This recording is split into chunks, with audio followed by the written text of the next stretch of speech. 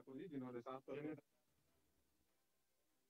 मंत्रियों के बीच विभागों का बंटवारा हो गया है। आज ही हेमंत के मंत्रियों ने शपथ ली है और उनके विभागों का बंटवारा हो गया है।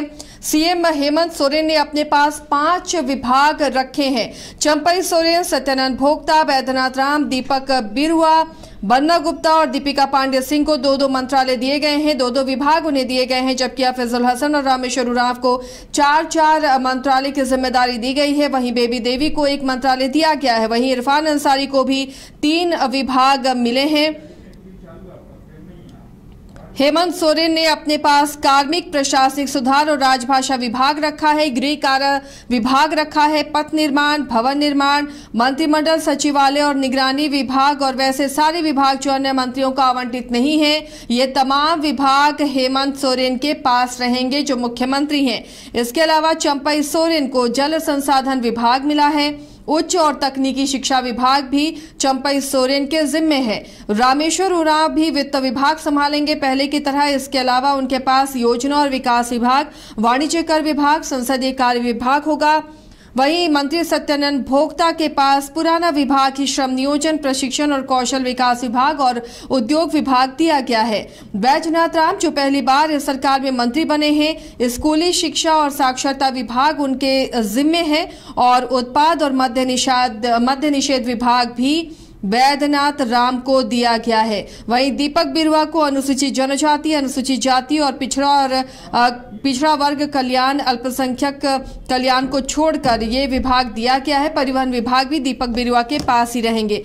बन्ना गुप्ता को पहले की तरह ही स्वास्थ्य, चिकित्सा, शिक्षा, परिवार कल्याण विभाग, खाद्य, सार्वजनिक वितरण और उपभोक्ता मामले का भी विभाग दिया गया है बन्ना गुप्ता को। इसके अलावा इरफान अंसारी जो पहली बार मंत्री बने हैं, उन्हें ग्रामीण विकास विभाग, ग्रामीण कार्य विभाग और पंचायती राज विभाग की जिम्मेदारी दी गई है। इसके अलावा मिथिलेश ठाकुर पहले की तरह पेयजल स्वच्छता विभाग संभालेंगे। हफीजुल हसन को अल्पसंख्यक कल्याण विभाग दिया गया है। पर्यटन, कला, संस्कृति, खेलकूद भी उनके जिम्मे रहेगा। निबंधन विभाग भी उनके जिम्मे है। नगर विकास और आवास विभाग भी हफीजुल हसन के जिम्मे दिया गया है।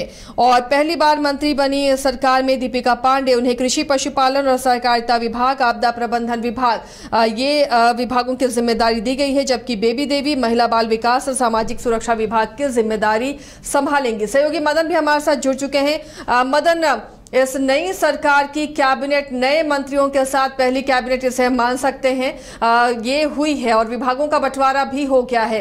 किस तरह से डिवीजन, किस आधार पर डिवीजन किया गया है? बिल्कुल, देखिए, जिस तरह से मंत्रिमंडल विस्तार में एक तरह से संतुलन बनाया गया है, उसी तरह से विभाग के बंटवारे में भी उस संतुलन रखा गया है। जो चेहरे पुराने थे, जिनके पास जो जिम्मेदारियां थी, उसी को बरकरार रखा गया। रिप्लेसमेंट के तौर पर भी अगर देखें तो अगर बादल पत्रलेख को रिप्लेस किया गया तो उनके विभाग को दीपिका पांडे को दिया गया, और जो कि उसी क्षेत्र से आते हैं और कांग्रेस कोटे से ही मंत्री बनी है। अगर आप देखें इरफान अंसारी को, तो आलमगीर आलम की जगह पर उनको मंत्री बनाया गया, वो भी अल्पसंख्यक कोटे से मंत्री बनाया गया, तो उन्हें भी ग्रामीण विकास ही दिया गया। और अगर आप देखें बसंत सोरेन को रिप्लेस किया गया, तो वो सारे विभाग जो है मुख्यमंत्री अपने पास रखते हैं। मिथिलेश ठाकुर जो मंत्री बने हैं, तो उन्हें पेयजल विभाग दिया गया, लेकिन जल संसाधन विभाग जो है वो चंपई सोरेन को दे दिया गया। अगर आप और देखें रामेश्वर उरांव को, तो वित्त विभाग फिर से उन्हें मिला है। योजना एवं विकास, वाणिज्य कर विकास और संसदीय कार्य मंत्री भी रामेश्वर उरांव को बनाया गया। यही सवाल लगातार उठ रहे थे कि आखिर संसदीय कार्य मंत्री कौन होंगे, किसे जिम्मेदारी मिलेगी। बीच में चर्चा ये भी चल रही थी कि रामेश्वर उरांव इनकार कर रहे हैं संसदीय कार्य मंत्री बनने से, लेकिन अब आज जो जानकारी आई और जो सूची आई, उसके हिसाब से संसदीय कार्य मंत्री भी रामेश्वर उरांव बनाए गए हैं। वहीं अगर आप देखें सत्यानंद भोक्ता को, तो श्रम नियोजन, प्रशिक्षण विभाग और उद्योग विभाग उन्हें फिर से मिल गया है। अगर आप बैद्यनाथ राम की बात करें तो फिर से वो शिक्षा मंत्री बने हैं। स्कूली शिक्षा एवं साक्षरता विभाग और उत्पाद एवं मद्य निषेध विभाग, वही की जो जगन्नाथ महतो के पास ये विभाग था, फिर से वो बैद्यनाथ राम को दिया गया। अगर आप दीपक बिरुआ की बात करें तो अनुसूचित जनजाति, अनुसूचित जाति एवं पिछड़ा वर्ग परिवहन विभाग, जो कि चंपई के पास था परिवहन विभाग, वो अब दीपक बिरुआ को फिर से मिल गया है। अगर आप बन्ना गुप्ता की बात करें तो स्वास्थ्य, चिकित्सा, शिक्षा एवं परिवार कल्याण, खाद्य एवं सार्वजनिक वितरण एवं उपभोक्ता विभाग यानी कि रामेश्वर उरांव जी के पास से एक विभाग इनके पास शिफ्ट किया गया। साथ ही अगर आप देखें तो बन्ना गुप्ता से जो आपदा प्रबंधन विभाग था वो दीपिका पांडे को दे दिया गया है। तो इसी तरह से अगर आप देखें तो इरफान बेबी देवी को महिला बाल विकास विभाग जो है दिया गया। तो एक तरह से संतुलन बनाने की कोशिश हुई है, सभी को विभाग दिया गया है। तो अब एक तरह से कहें तो सरकार अपने कामकाज को गति देने के लिए बिना किसी देरी का तुरंत जो है सभी चीजों का निपटारा करती है। आज मंत्रिमंडल का विस्तार होता है, फिर कैबिनेट की बैठक होती है और उसके बाद जो है विभागों का बंटवारा कर दिया जाता है। हमारे साथ हमारे सहयोगी उदय भी हैं, उनसे भी जानेंगे। उदय, किस रूप में देखते हैं सरकार एक्शन में आ चुकी है? जो देरी हुई, लगता है कि वक्त कम है और काम बड़ा है और उसी हिसाब से सरकार काम कर रही है? बिल्कुल, देखिए वक्त बहुत कम है क्योंकि इस साल का जो बजट था वो बिल्कुल भी खर्च नहीं हुआ है। मार्च का महीना आया, नया वित्तीय वर्ष आया था और उसके बाद आचार संहिता लागू हो गई थी, तो पूरा फंड ऐसे ही पड़ा है, विकास राशि यूं ही पड़ी हुई है। अब सरकार पर बड़ी जिम्मेदारी है कि उसे जल्द से जल्द खर्च किया जाए, क्योंकि 4 जून के बाद से ही सरकार एक्शन में आई थी। चंपई सोरेन लगातार घोषणाएं कर रहे थे और अब हेमंत सोरेन, चूंकि तीसरे हेमंत सोरेन भी वो अब अपने अस्तित्व में आ चुके हैं। और देखिए मंत्रालय के जो वितरण में है काफी संतुलन है, जो अभी आप बता रहे थे। और बैजनाथ राम, दीपिका पांडे, ये जो जिम्मेदारी दी गई है, दीपिका पांडे के पास वही जिम्मेदारियां हैं, लेकिन बैजनाथ राम को काफी महत्वपूर्ण जिम्मेदारी दी गई है, स्कूली शिक्षा।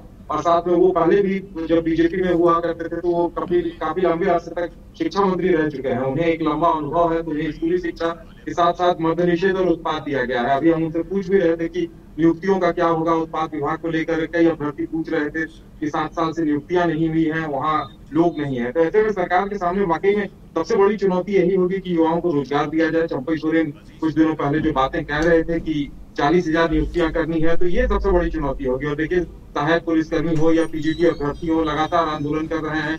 विपक्ष जो पीजीटी अभ्यर्थियों की परीक्षा हुई थी उस पर सवाल खड़े कर रहा है कि आखिर कुछ ही 5 ही सेंटर से 48% कैसे पास कर गए। बोकारो के एक सेंटर से 1500 अभ्यर्थी पास कर गए हैं। तो ये तमाम चुनौतियां सरकार के सामने हैं और कहीं न कहीं सरकार को युवाओं को संतुष्ट करना होगा इन सारी चीजों को लेकर। बिल्कुल, देखिए आज जो कई जो मंत्री बने हैं नए, उनसे जब हमने बातचीत की तो युवाओं को लेकर के भी पूछा कि युवा सरकार पर निगाहें लगाए बैठे हैं कि आखिर आखिरी वक्त में उनके लिए क्या तोहफा होगा। तो वो कह रहे हैं कि सरकार जल्द से जल्द युवाओं के लिए भी विकल्प ढूंढने में लगी हुई है। उनके लिए जरूर सरकार जो है एक तरह से चिंतित है और जल्द से जल्द कोई खुशखबरी उनके लिए भी हो सकता है। तो ऐसे में सरकार अपने कामकाज को तेजी देने के साथ युवाओं को रोजगार के देने के अवसर में भी कदम आगे जरूर यानी जो विभाग मिले इन मंत्रियों को मदन, ये कोशिश होगी कि चुनावी साल में जो 2 महीने का वक्त मिल रहा है, 2-2.5 महीने का, उस वक्त में वो अपने अपने विभाग में बेहतर परफॉर्मेंस दे और जनता के बीच ताकि जाकर एक उपलब्धि गिनाने का मौका हो।